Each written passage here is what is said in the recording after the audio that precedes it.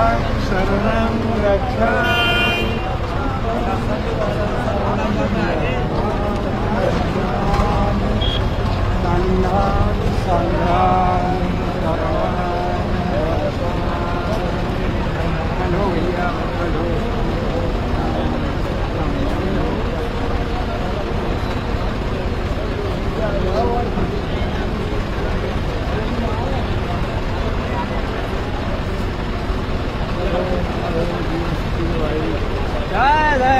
किसान यूनियन जिंदाबाद।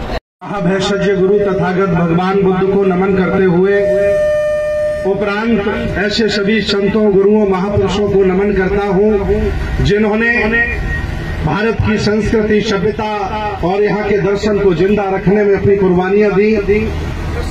आज हम सभी लोग बौद्ध भिक्षुओं की टीम के साथ इस गाजीपुर दिल्ली बॉर्डर पर पहुंचे हैं और देश भारत के सभी अन्नदाताओं को, किसानों को हौसला अफजाई करने के लिए, उनको साहस देने के लिए हम लोग भी निकल करके आए हैं। देश भारत के बौद्धों की तरफ से जितने भी हमारे डॉक्टर अंबेडकर के अनुयायी हैं, जितने भी नव बौद्ध हैं भारत में, जो बुद्ध के दर्शन में विश्वास रखते हैं, मैं उनकी तरफ से आप लोगों को आश्वस्त करता हूं कि हम चाहे जहां भारत में रहें, आपके किसान आंदोलन के साथ हैं, आपकी मांगों के साथ हैं। और कल हम लोगों ने 20-25 लोगों की संख्या में पहुंचकर शेंगू बॉर्डर पर भी अपना समर्थन दिया था, जहां सिरसा के, चंडीगढ़ के जगह जगह के किसान जो हमसे जुड़े हुए हैं वहां पर तंबू लगा करके रह रहे हैं। हम लोगों ने भी रात वहीं गुजारी थी, उन्होंने हमें आने नहीं दिया, मक्के की रोटी खाई, साग खाया और वहीं रात में हम लोग सोए। और हम लोगों ने मन बनाया है कि जब तक हम लोग अब वापस नहीं जाएंगे अपने बुद्ध विहारों और आश्रमों में, जब तक ये सरकार झुक नहीं जाती, किसानों की बात नहीं मान लेती है। जब से ये सरकार आई है, इस सरकार ने देश भारत की मूल समस्याओं को उजागर करने का काम किया, खत्म करने का काम नहीं किया है। इनके एक भी निर्णय अच्छे नहीं रहे, चाहे वो मजदूरों के हों, चाहे वो किसानों के हों, चाहे वो सरकारी कर्मचारियों के हों, तो चाहे सामाजिक धार्मिक लोगों के निर्णय हों। इन्होंने अब तक सारे निर्णय गलत लिए हैं। और ये कानून इन्होंने बनाया है कृषि का, इनका मकसद है कि किसान ना रहे, वह मजदूर बन जाए, ये सरकार चाहती है।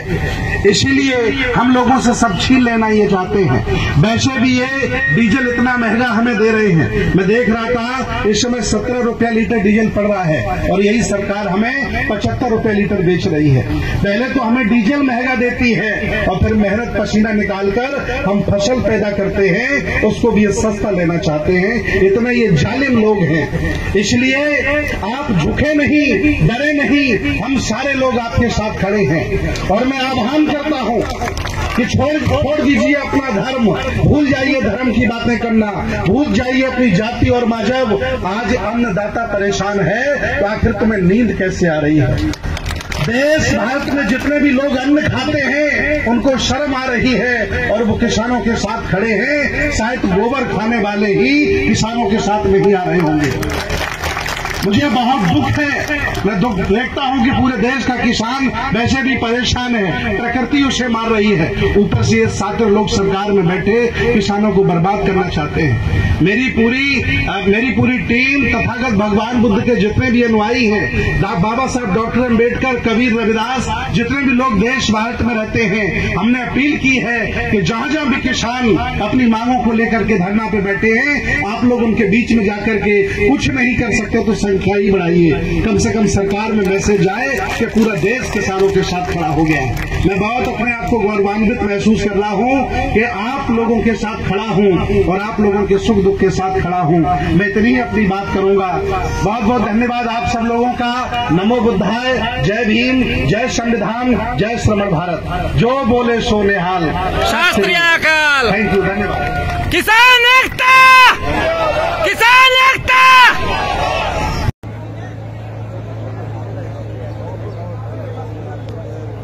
सर्वप्रथम महाभैषज्य गुरु तथागत भगवान बुद्ध को नमन करते हुए उपरांत सभी संतों, गुरुओं, महापुरुषों को नमन करता हूं। ये समय देश भारत की आम जनता के लिए, असहाय, कमजोर मजदूरों और किसानों के लिए बहुत बुरा समय है।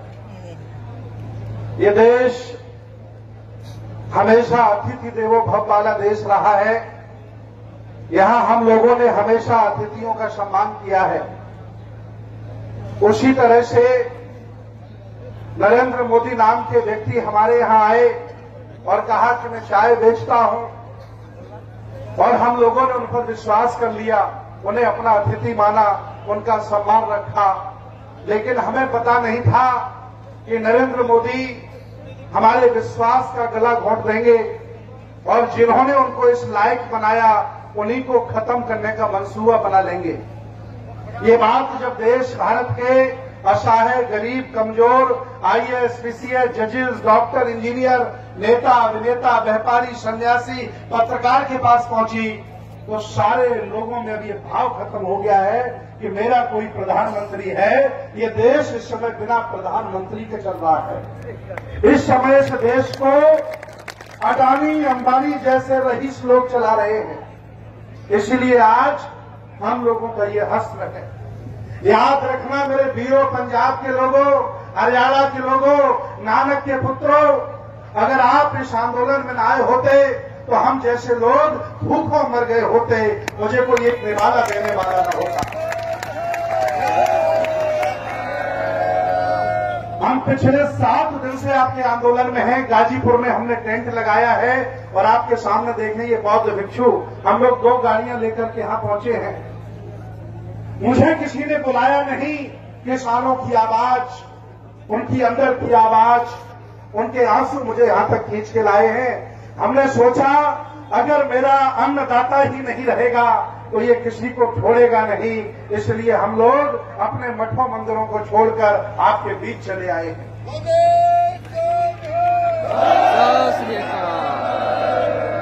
इस देश भारत में विश्वास का हमेशा सम्मान हुआ है और आज हम लोगों के विश्वास का सम्मान ये नरेंद्र मोदी ना करे, लेकिन हमारा चाहने वाला, हमारे बनाने वाला जरूर करेगा। मुझे उम्मीद है, मुझे आशा है, ये अहंकारी सरकार एक दिन आपके सामने घुटने टेकेगी और ये बिल वापस करेगी, मुझे पूरा विश्वास है। हमको डरना नहीं है, हमको झुकना नहीं है और शांतिपूर्ण तरीके से आंदोलन करते रहना है। ये आंदोलन अब आपका नहीं रहा, इस आंदोलन में सारे लोग आ चुके हैं। गांव गांव आपकी आवाज चली गई है। कोई बिल्कुल पागल ही आदमी होगा, मरा हुआ होगा, मूर्ख ही होगा, उसे पता नहीं होगा, लेकिन जितने जिंदा लोग हैं इस देश भारत में, पूरी दुनिया में सबको पता है कि भारत के बहादुर किसान रोड पर बैठे हुए हैं, आसमान में बैठे हुए हैं।